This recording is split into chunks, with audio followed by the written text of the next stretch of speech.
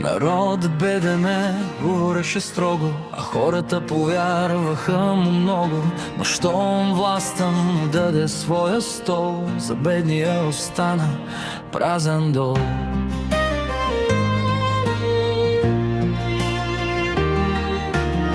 Под прага на бедността бюджет спасител,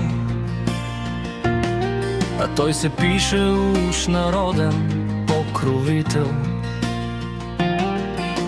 Майката с дете брои стотинки пак, за нея 8 евро държавния юнак. Пенсионерът хляба си дели,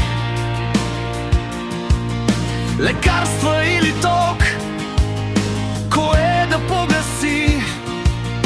А горе във властта за тежката врата си разпределят постове, пари, суета.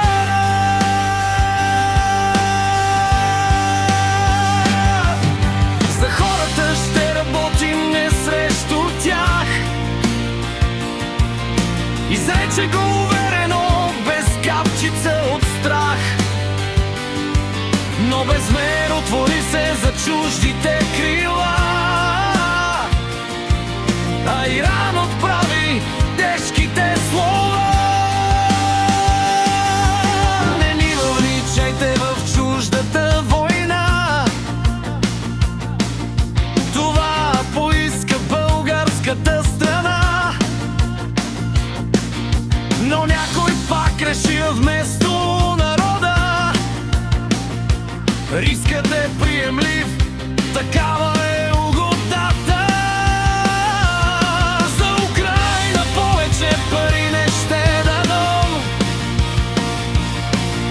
войната няма с още оръжие да спрем. Но после в бюджета тихичко скроен се поредни отново милион след милион отделен. Пред избори мир, достоинство и закон, след избори сметки, самолети и поклон. Пред камерите бунтар със строг морал, за тях поредният удобен генерал. Срещу Борисов уж юмрукът бе вдигнат,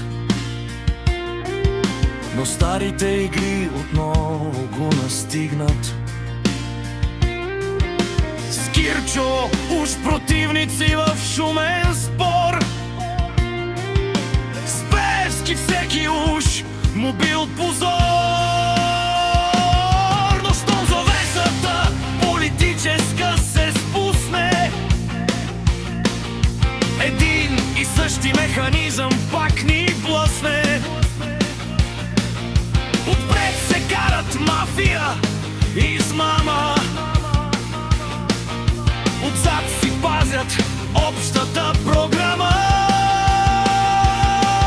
Избрахме го да срине тази мафия, не да й пише нова биография. Избрахме го да скъса стария синджир, не да ни води към опасност вместо мир. Може би умрукът гордо вдигнат там не беше срещу схемата, а знак към нея знам. Може би не пленник е сред този властови народ, а скрит зад кулисите най-лова куклова. Но всяка нишка някога се къса и всяка маска пада, колкото да е излъскана и лъска. Народът помни думите, делата и цената, помни кой го продаде и кой му взе децата. Не искаме отмъщение, куршуми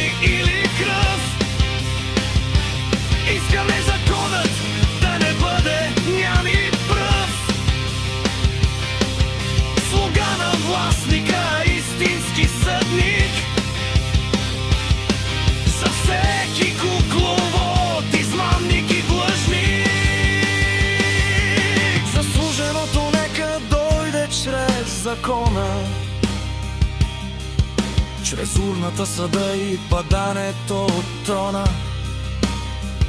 Защото България не е нито база, нито плен.